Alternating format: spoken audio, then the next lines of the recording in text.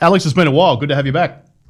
Good morning, Stephen. It's nice to be back. What is, look, in principle, most people would say, well, if you're going to leave one job, you should be allowed to go to another. The fact that there is that $175,000 limit probably makes this good policy, doesn't it? I mean, if they do extend it to higher income brackets where intellectual property becomes important, then it starts to become problematic, doesn't it? Mm. Yes, that's right. I think setting an income boundary is probably a good idea. Whether it's 175, 200, 150, I don't know. But I think setting a boundary so that there's certainty about who can do it and who can't.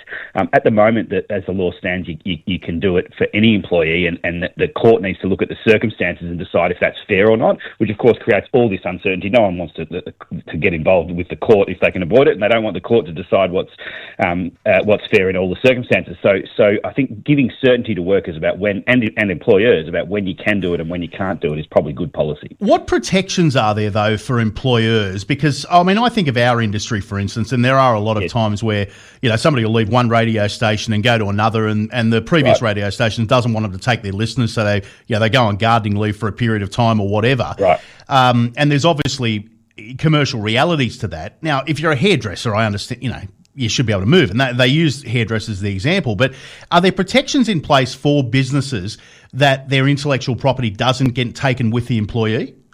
Yes, good point. At the moment, it's not clear when they say that they're going to ban restraints of trade or ban non-compete clauses for employees earning a certain figure. It's not clear what they mean by those clauses. So I would have thought intellectual property type clauses, so saying that you're not allowed to take trade secrets, you're not allowed to take the secret formula for Coke or whatever it is with you. Yeah. I think is likely to be dealt with separately to the restraints which deal with competing itself. Yeah, it's going to be interesting to see how this all plays, because it's always the devil in the detail. Alex, great to talk to you this morning. Thanks, Stephen. All the best. Alex Martin, litigation expert and partner at Taurus Legal Management.